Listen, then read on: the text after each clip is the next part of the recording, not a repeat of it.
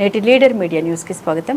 వనపర్తి జిల్లా పెబ్బేరుపట్నంలో ఏడాది కాలంగా నిలిచిపోయిన రోడ్డు విస్తరణ పనులను తక్షణమే పూర్తి చేయాలని, విస్తరణలో భాగంగా ఇల్లు కోల్పోయిన బాధితులకు న్యాయం చేయాలని బాధితులు డిమాండ్ చేశారు. ఈ మేరకు సోమవారం పెబ్బేరు సుభాష్ చౌక్ వద్ద నిరాహార దీక్ష ప్రారంభించారు. ఈ సందర్భంగా వారు మాట్లాడారు. వనపర్తి వెళ్లే రహదారి విస్తరణలో ఇల్లు కోల్పోయిన వారికి డబుల్ బెడ్రూమ్ ఇల్లు లేదా ఫ్లాట్లు కేటాయించడంతో పాటు 5 లక్షల నష్టపరిహారం చెల్లించాలని కోరారు.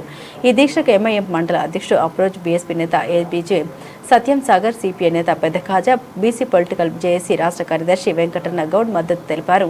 ఈ కార్యక్రమంలో వి శ్రీధర్ రెడ్డి, వెంకట్రావు, జి వెంకటేష్, హనుమంతరెడ్డి, శ్యామ్లాల్, చాకలి రాములు, సీతమ్మ, నరేందర్, జి మోహన్ లాల్, నరసింహగౌడ్, శ్రీనాథ్, రఫీ తదితరులు పాల్గొన్నారు.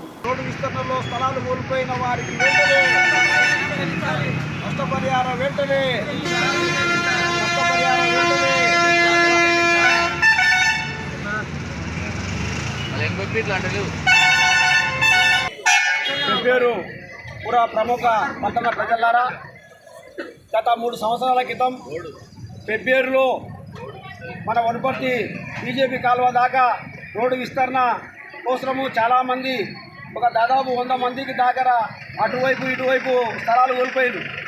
ఎందుకు అనంటే రోడ్డు విస్తరణ వల్ల మన ప్రాంతం బాగుపడుతుందనే ఉద్దేశంతో వాళ్ళు ఉన్న స్థలాలను కూడా పోగొట్టుకున్నారు.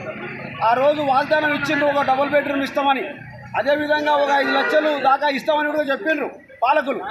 కానీ ఆ రోజు నుంచి ఈ రోజు వరకు నష్టపరిహారము రాలేదు. వీళ్లకు ప్రభుత్వాలు మారినా కానీ ఉత్త వాగ్దానాలే తప్ప వాళ్ళ మీద వీళ్ళ మీద వాళ్ళు చెప్పుకోవడమే తప్ప ఇంతవరకు నష్టపరిహారము అంటే స్థలాలు కోల్పోయి, ఇల్లు కోల్పోయి, మళ్ళీ వాళ్ళ ఇల్లు మళ్ళీ నిర్మించుకోనికి 5 లక్షలు 6 లక్షలు ఖర్చులైనాయి. మరి ఆ ఖర్చులు కూడా ఎవరు భరిస్తారు? స్థలాలు పోయినాయి, కొందరికి ఏమో ఉన్న స్థలాలు మొత్తం పోయినాయి. వెనక్కి జరగడం వల్ల ఉన్న స్థలం పోయింది.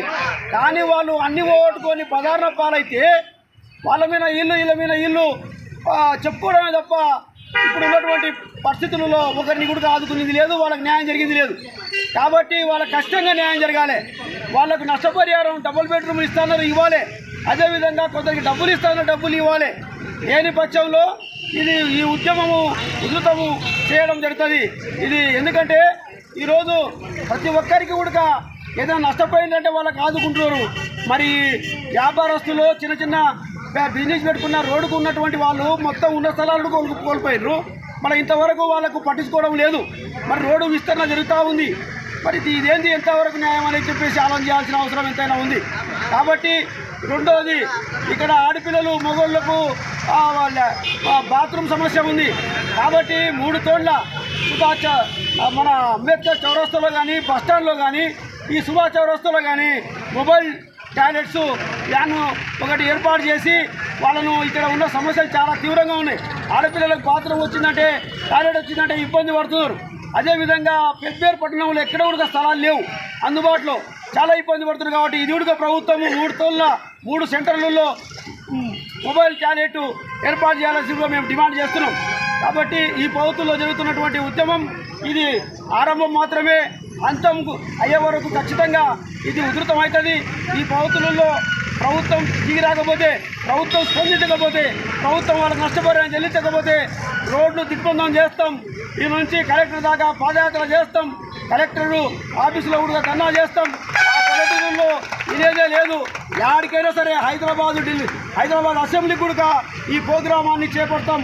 కాబట్టి ప్రభుత్వం వెంటనే దిగి వచ్చి నష్టపోయిన వాళ్ళకు నష్టపరిహారం చెల్లించాలి. లేని పక్షంలో ఒక జేఏసీ, రోడ్డు విస్తరణలో కోల్పోయిన వాటి వాళ్ళకంతా ఒక జేఏసీని ఏర్పాటు చేసి ఉద్యమాన్ని ఉధృతం చేస్తామని, వీళ్ళకు న్యాయం జరిగే వరకు మేము అన్ని రంగాలుగా కమ్యూనిస్టు పార్టీ, అదేవిధంగా అన్ని జేఏసీలు మొత్తం కలిపి మేము మద్దతు ప్రకటిస్తున్నాం.